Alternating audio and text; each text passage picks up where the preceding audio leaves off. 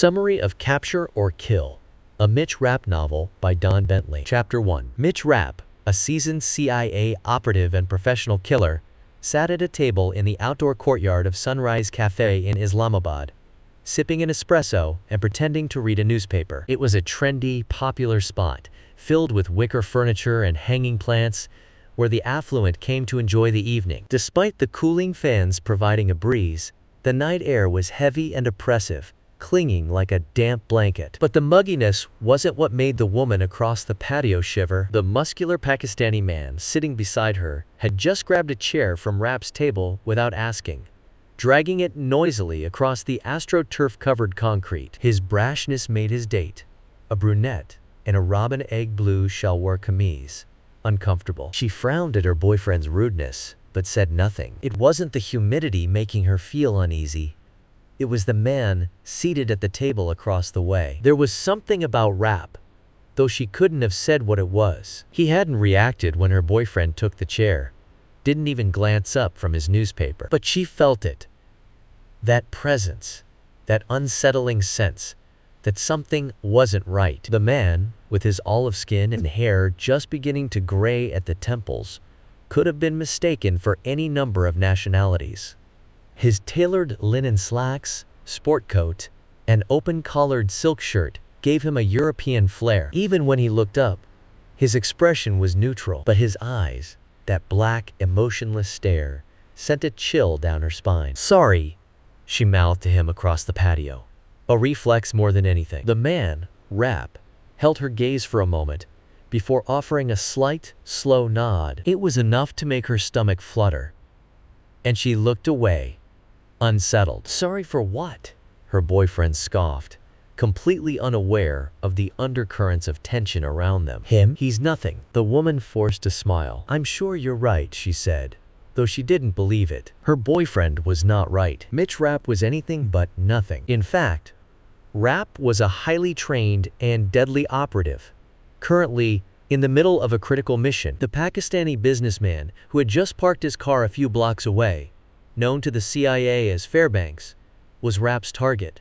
He had been tracking this man for 5 years. Fairbanks, wealthy and unscrupulous, had homes on 3 continents and ties to global criminal enterprises. Rapp had studied every detail about him: the slight limp caused by a childhood cricket injury, the hook nose that bent just slightly to the left, and the trio of pockmarks on his right cheek from a bout of measles. Rapp didn't need the CIA analyst's confirmation coming through his earpiece, whispering updates, and he knew who Fairbanks was. He knew him better than the analysts watching on their satellite feeds ever could. Rapp had personally pitched this operation to his boss, Irene Kennedy, the director of the CIA. And tonight, Rapp was here to finish the job. The radio crackled again, a voice urging Rapp to confirm he'd received the last transmission. His frustration simmered as he stirred his espresso with more force than necessary. He hated the unnecessary oversight, the constant background noise in his ear. Rapp, who often worked alone, was more than capable of handling this on his own. He wasn't some rookie field agent in need of hand-holding. He was a professional, one of the best, and unnecessary communication only distracted him. With a final clink, he set the spoon down, perfectly aligned with his cup and saucer. It wasn't an obsessive habit, but part of his cover, an affectation of the meticulous French businessman he was pretending to be. People saw what they expected to see, and after tonight, Rapp hoped they would remember nothing more than a fastidious Frenchman sipping espresso and reading his paper. Another crackle in his ear. "Iron Man, please confirm." On the pretext of scratching his ear, Rapp removed the tiny earpiece and discreetly dropped it into his coffee cup. The tiny device sank out of sight, drowned in the black liquid. He would deal with the fallout later, likely a stern talking to from Kennedy when he returned to Langley. But for now, the silence was golden. He checked his burner phone, his only remaining link to the outside world, and powered it down. While the earpiece was unnecessary, the phone was not. He would need it later, after the kill, when he had to make his escape. Rapp was always meticulous, always prepared. He wasn't about to make careless mistakes. A sleek black car pulled up to the curb a short distance away. Rapp's gaze shifted subtly, casually, as if you were just another cafe patron watching the comings and goings of the city. But his interest was anything but casual. He had been waiting for this moment for 5 long years. The car door opened, and a man stepped out. But it wasn't Fairbanks. It was someone much worse. Colonel Dariush Ruyentian, the notorious Iranian Quds Force commander, stood not more than 20 feet from Rapp's table. Ruyentian was responsible for more American deaths than almost any other individual alive, second perhaps only to Osama bin Laden. The colonel had orchestrated countless attacks on U.S. forces in Iraq, funding the development of explosively formed penetrators, devices that had wreaked havoc on American troops. His network of operatives had funneled these deadly weapons into Iraq, and his hand had been behind much of the insurgency that had destabilized the region. In fact, he had been so effective that Irene Kennedy had once considered making Ruyentian the CIA's top counterterrorism target. And now, here he was, right in front of Rapp. For a moment, Rapp's normally steady heart rate quickened. The sight of Ruyentian, this embodiment of evil, rocked him. Fate had just handed him the opportunity of a lifetime, the chance to eliminate one of the most dangerous men alive. But there was a problem. Rapp was here to kill Fairbanks, not Ruyentian. This mission was meticulously planned, with intelligence, timing, and a cover designed around the assassination of the Pakistani businessman. Killing both men would complicate things immeasurably. Even for someone of Rapp's skill, taking out 2 high-profile targets in the middle of a crowded cafe would be difficult, not to mention the diplomatic and geopolitical ramifications of killing an Iranian commander on Pakistani soil. Rapp's mind raced. He had a clear shot at 2 of the most wanted men in the world. Fairbanks was vile, but Ruyentian was worse. Could he alter the mission on the fly? Should he? The seconds ticked by as Rapp weighed his options. His mission had been clear, but now the stakes had changed. What had begun as a simple assassination had turned into a high-risk, high-reward opportunity. One thing was certain: someone would die tonight. The only question was who. Chapter 2.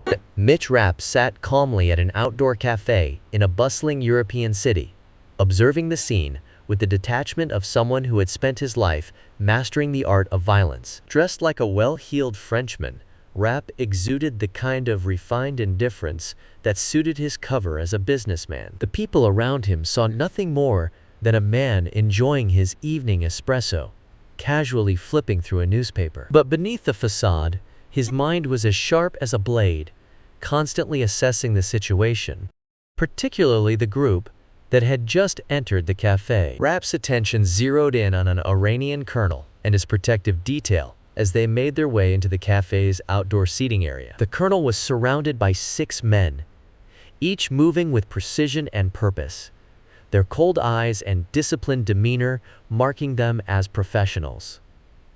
They were members of the Quds Force, Iran's elite paramilitary organization, known for their ruthlessness and combat skill. Rapp had little respect for their ideology or politics, but he knew better than to underestimate their capabilities. Only fools and dead men underestimated the Iranians, and Mitch Rapp was neither. The protective detail flowed across the cafe patio like a well-trained unit, spreading out to secure the area without causing undue alarm. Their movements were fluid, natural, not the forced rigidity of amateurs. Rapp could tell these men were well-trained. They didn't rely on brute strength or size to deter attackers.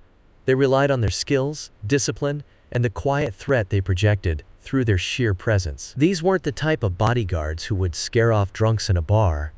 They were the kind who would quietly and efficiently neutralize any real threat. Rapp observed them with the practiced eyes of a seasoned assassin, his mind quickly categorizing their strengths and potential weaknesses. The men were lean, hard, and dangerous. Their suits were expensive, tailored to allow movement, their jackets unbuttoned for easy access to the weapons they undoubtedly carried. Rapp could tell they weren't mere muscle. They were professionals, men who had seen combat, and who had survived it. The colonel they were guarding, Ruyentian, was an important man, though Rapp had no personal interest in him at this moment. His attention was more focused on the upcoming arrival of Fairbanks, a Pakistani businessman with ties to several shady dealings. Fairbanks was the real target, the man Rapp had been sent to kill. This assassination had been carefully planned, more carefully than most of Rapp's previous jobs.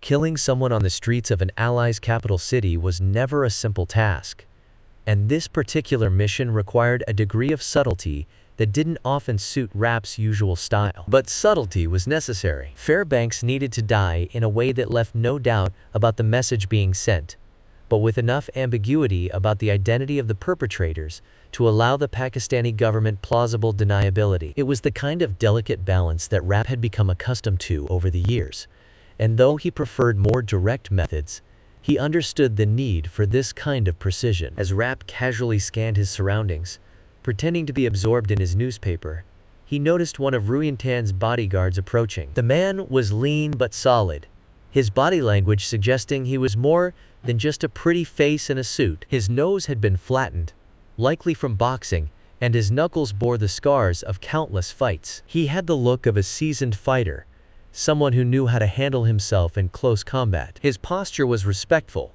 but his question was not. "Pardonnez-moi, monsieur.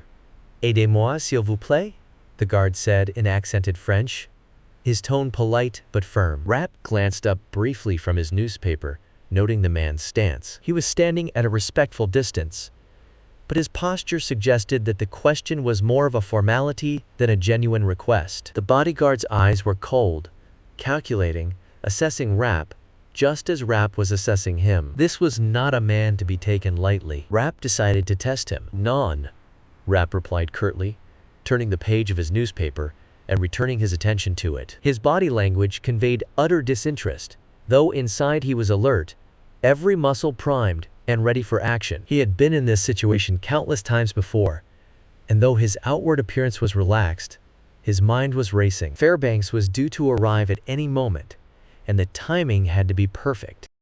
The bodyguard lingered for a moment, his cold eyes studying Rapp for any sign of threat. Finding none, he backed off, returning to his position with the rest of the team. Rapp watched out of the corner of his eye as the group began to settle in, with Ruyan Tan leading the way. The colonel moved with an air of confidence, his protective detail expertly clearing the path ahead of him. The cafe was a public space, but these men were treating it like a military operation, securing the perimeter with the precision of soldiers in a hostile environment. Rapp's attention returned to the colonel, who was now heading toward him. For a brief moment, their eyes met, and Rapp sensed that Ruyan Tan was sizing him up. The colonel's expression betrayed nothing, but Rapp could see the gears turning in his mind. Rapp's cover story was solid. He was playing the part of a businessman who dealt in arms, a man who navigated the murky waters of international regulations to facilitate the sale of illegal firearms. It was a believable story, and one that explained why he was here in this cafe, surrounded by men with guns. But Ruyan Tan's gaze lingered a little too long for Rapp's liking. The tension in the air was palpable as Ruyan Tan's group moved past him, heading toward a table a few feet away. Rapp's stomach tightened slightly, the familiar knot of anticipation he always felt before a kill. The timing had to be perfect. Fairbanks would be arriving any moment now, and Rapp's window of opportunity was narrow. He couldn't afford any mistakes. The Iranian show of force was impressive, but it didn't change the fact that Fairbanks needed to die tonight. Rapp had a job to do, and no amount of bodyguards or careful planning would stop him from completing his mission. As the colonel and his men settled in, Rapp took a deep breath and prepared himself for what was about to come. The game was about to begin.